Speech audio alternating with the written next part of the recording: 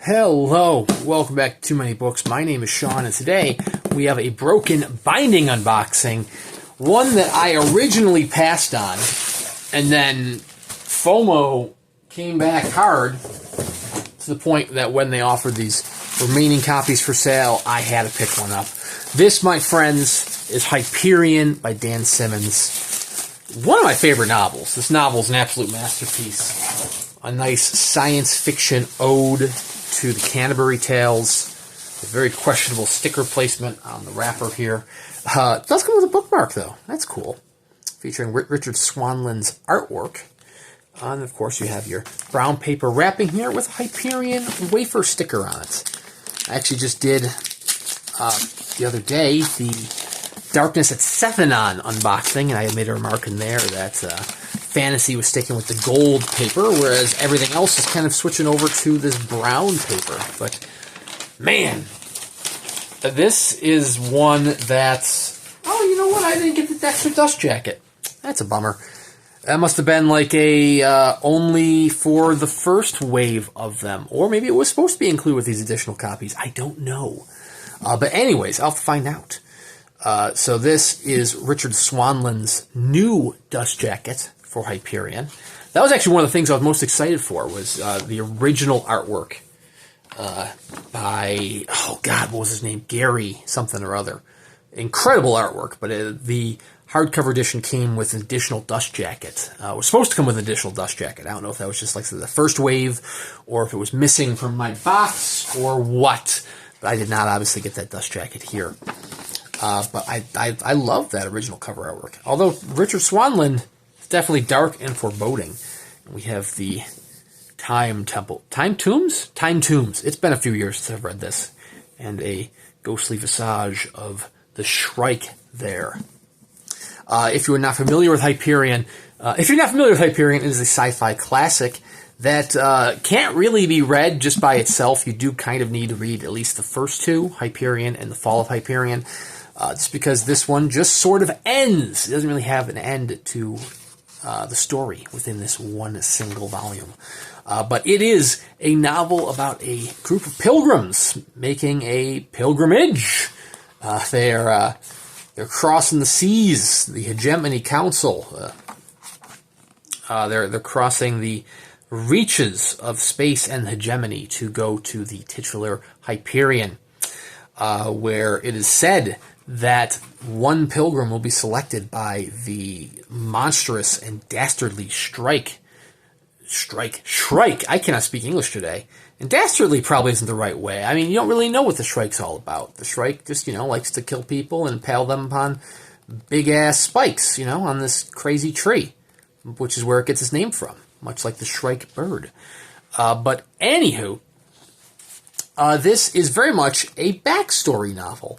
It is, like I said, an ode to the Canterbury Tales, where you are getting into chapters the stories and tales of these pilgrims, of these characters who are going on this journey, and what their reason for going is. I mean, they all have their own hopes and dreams, hoping for some wish to come true, courtesy of the Shrike. And they all have their stories kind of unfold at your hands. And like I said, it's almost like a collection of short stories. There is that overarching narrative in between these short stories, in between these chapters, of their actual journey, of the strange things that happen, of a character who goes missing on their journey. But really, the bulk of this narrative is just almost smaller short stories of these main characters. But it's handled in such a masterful way. And it really all culminates in that second volume, The Fall of Hyperion, which I'm pretty sure Broken Binding said they're going to do. I think they're going to do the whole Cantos, which is going to be the two Hyperion novels, and then the Endymion novels. This is actually replacing a couple of other copies that I had previously. I actually owned a few copies of Hyperion, and I actually did a video on this channel showcasing those different editions of Hyperion. But I was like, I'm not really sold on them. One that had the original cover was a foreign language copy. You know, I mean, it's cool. Love having the foreign language copy on my shelf, but it's not one that, but I need the shelf space, and it's not one that I could justify keeping because I can't read it. Of course, you got the Easton Press edition. There is the Curious King edition, which is just the best edition out there. But I wanted a nice, cool, fancy trade edition, and wouldn't you know, Broken Binding has delivered with fancy trade editions. I mean, yeah, it's a glued spine, but hey, it gets the job done. It's gonna be a little bit better to read than the Easton Press edition, which I wasn't really feeling either. But yeah, huge shout out to Broken Binding for what they did with Hyperion. Like I said, it's a shame I didn't get the copy of the second jacket. Like I said, I'm assuming it was kind of like a first come, first serve kind of thing, but I'll reach out and we'll see what happens with that. If you want to see the fanciest edition out there, at least the one that I own, check out my video below, link in the description below, to that Curious King edition. It is exceptional. That is the artsy as all hell edition. Mine's just the deluxe edition of that. There's still the numbered edition. There's still the lettered.